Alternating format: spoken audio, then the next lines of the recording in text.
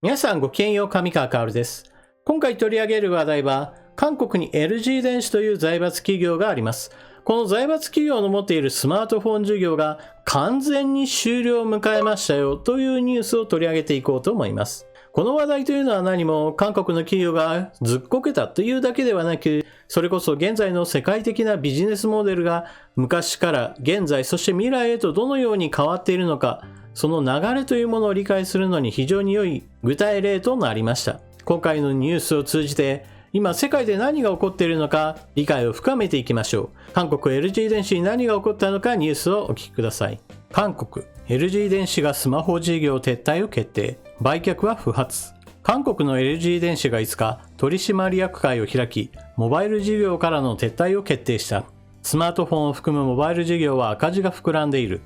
同社は売却を含めあらゆる可能性を探ると表明していたが、この日事業を担当するモバイルコミュニケーションズ事業本部の生産・販売終了と営業停止を発表した。 LG 電子は営業停止の理由に競争の激化と持続的な事業不振を挙げた上で、社内の資源効率化を通じて中核事業に力を集中し事業構造を改善すると説明した。同社はモバイル事業をめぐり1月20日に現在と未来の競争力を冷静に判断しベストな選択をすべき時期が来たと見ているとし、あらゆる可能性を念頭に事業の運営方向を綿密に検討していると明らかにした。その後ベトナムの複合企業最大手ビングループやドイツのフォルクスワーゲンなどと接触したものの進展はなかったようだ。モバイル事業は1995年に LG 情報通信で始まり、後に同社が LG 電子に吸収合併された。最盛期には世界シェア3位を記録したが、近年は事業不振が続き、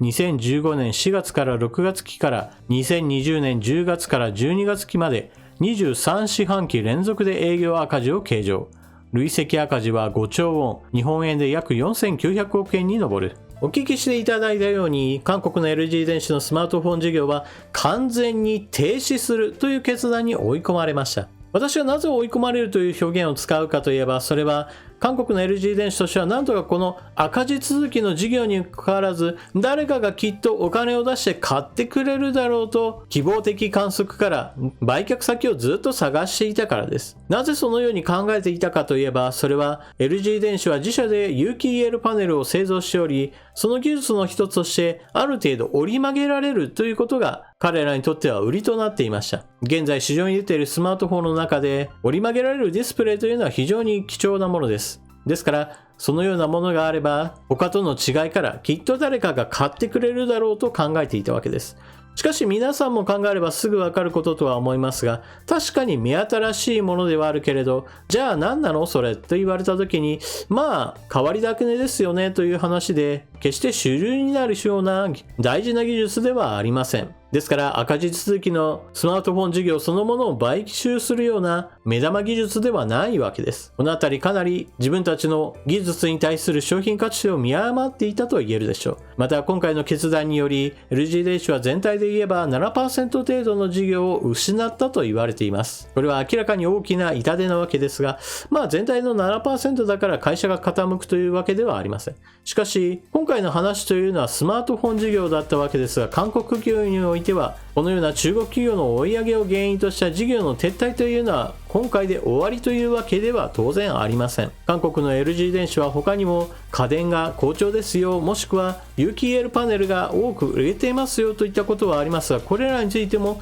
中国企業が同じように追い上げを行っています。ですから一つの例として言えば、韓国の液晶ディスプレイ事業というものがかつては非常に有力でした。しかし現在においては中国メーカーが非常に大量にそして低価格で商品を提供することによって、韓国のディスプレイメーカーはもう液晶パネルでは全然利益が上げられないような状況で、この事業の撤退や縮小に追い込まれています。有機 EL パネルについて言っても全く同じような状況にあり、中国メーカーが政府系金融機関から非常に多くのお金を引き出して多額の設備投資を行うことによって今後はどんどんと価格競争を行い、有機 EL パネルも液晶ディスプレイの時と同じように韓国企業を市場から駆逐しようという動きが出ています。ですから今すぐではなくても長期的には LG 電子の場合は屋台骨となる事業が中国企業に完全に食われる未来というのも相当いいわけではないというのが私の見方です。また今回の話を聞いて LG 電子がダメになったが、次はサムスンだなと考える方もおられるでしょう。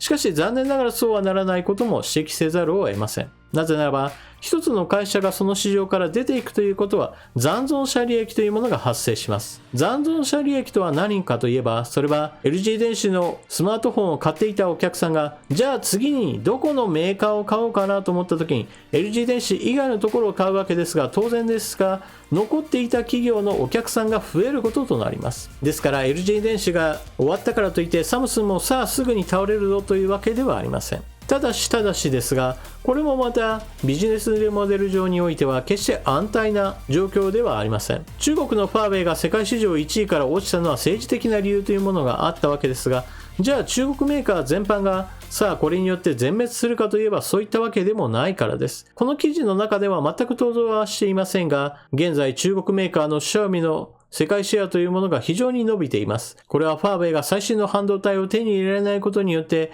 スマートフォン事業からどんどんと退場を迫られているのとは対照的に、別にシャオミに対しては制裁がかかっていないわけですが、最新の半導体を載せた携帯電話を今も売り出すことができているからです。ですから、ファーウェイがなくても別にシャオミが伸びれば、いずれサムスンを追い抜くだろうと言われています。このように携帯電話事業というのは結構入れ替わりが激しいわけですが、私は事業そのものを完全にやめた LG 電子の決断というのはそもそも間違っていたと思います。それこそいろいろな政治的な状況やもしくは技術的な革新などによってある日逆転のチャンスが発生することは十分にあり得ると思うからです。特に現代においては自社の工場だけで全部作るというのが何も全てではありません。自分の会社でデザイン設計などをして実際に制作するのは別の会社というのはそれこそ世界的なメーカーであるアップルなどが実践しています。ですから自社工場で作ることによってうまく利益が得られないんであれば、いろんなところに外注することによってなんとか利益を得て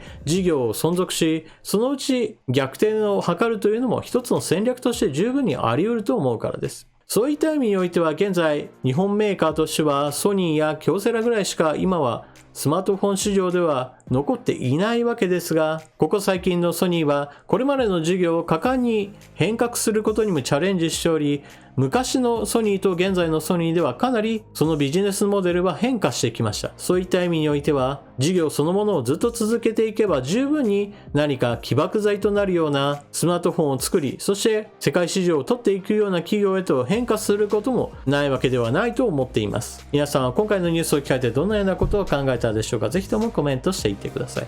それでは動画を最後までご視聴いただきありがとうございました。チャンネル登録していない方はぜひともチャンネル登録を、そして動画が見終わったら評価ボタンのクリックもよろしくお願いします。それでは次の動画でまとめにかかりましょう。またね。